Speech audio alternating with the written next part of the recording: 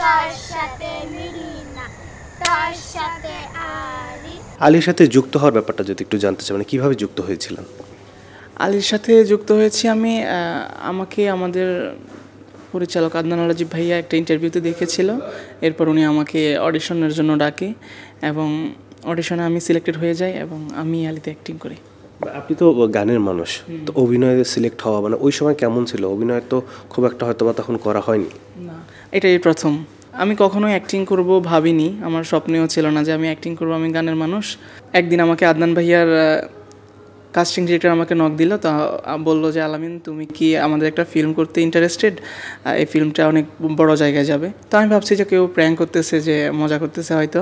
তো আমি তাকে মন থেকে বলতে চাইছি না, কিন্তু মুখে বলি নাই। আমি বলছি কি আচ্ছা ঠিক আছে, তুমি ডিরেক্টরের প্রোফাইলের লিঙ্কটা দাও, আমি দেখি, যদি হয় দেখা যাবে।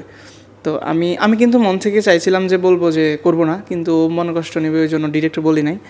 তো যখনই দেখলাম ও ডিরেক্টরের প্রোফাইলের লিঙ্কটা দিল, তো উনি আদনান রাজীব, সাথে সাথে আমি বললাম হ্যাঁ আমি আসতেছি, আমি অডিশন দিতে আসতেছি।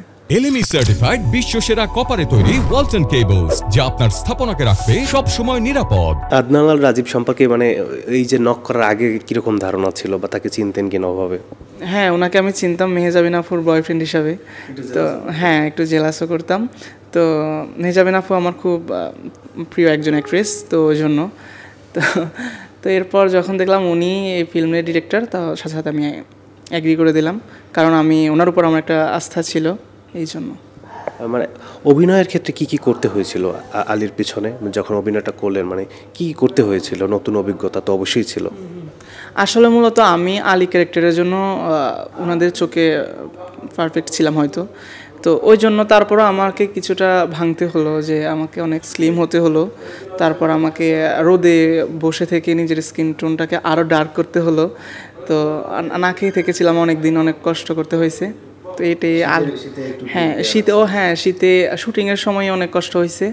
সবাই জ্যাকেট পরেছিল, কিন্তু আমি ছিলাম শুধুমাত্র একটা ছোট্ট গেঞ্জি পরে। তো এই ছিল আর কি অভিজ্ঞতা।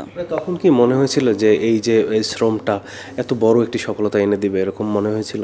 আমার মনে হয়েছিল, আমি আদনান ভাই আমাকে বারবার জিজ্ঞেস করছিল তোমার কি মনে হয়, তো আমি বলছি যে হবে।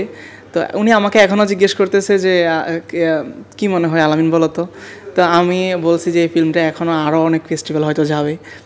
রিসেন্টলি আপনি দেখছেন কিনা আমি জানি না, আমাদের ফিল্মটা অস্ট্রেলিয়ার মেলবোর্নে একটা ফেস্টিভ্যালে সিলেক্টেড হয়ে গেছে। তো এটা কিছুদিন পর ওখানে প্রিমিয়ার হবে, তো নতুন আরেকটা চমক। ঠিক যতটুকু বলা যায়, মানে কি আছে আলী সিনেমায় যে এত এত অর্জন, বা আরও সামনে আরও অনেক অর্জন বই নিয়ে আসবে? হ্যাঁ, এটা আসলে আমি একটা আর্ট ফিল্ম, তো আমি অ্যাক্টিং করেও আমার মাথার উপর দিয়ে গেছে এটা। আমি অনেক কিছু বুঝিনি, যেহেতু আমি সবসময় কমার্শিয়াল ফিল্ম, প্রেম প্রীতি, তারপর বাচ্চা কাচ্চা, তারপর মানে মানে হ্যাপি এন্ডিং অবধি দেখি, আমরা দেখতে অভ্যস্ত। কিন্তু এটা একটু ডিফারেন্ট। তো এটা যখন কান ফিল্ম ফেস্টিভ্যালে স্ক্রিনিং হয়েছিল এবং প্রিমিয়ার হয়েছে, তখন সেদিন যে দর্শকগুলো সবাই সামনে ছিল, অডিয়েন্স, ওনারা সবাই আমাদের ফিল্মটা দেখে 10 থেকে 12 মিনিট পর্যন্ত দাঁড়িয়ে তালি দিয়েছিল।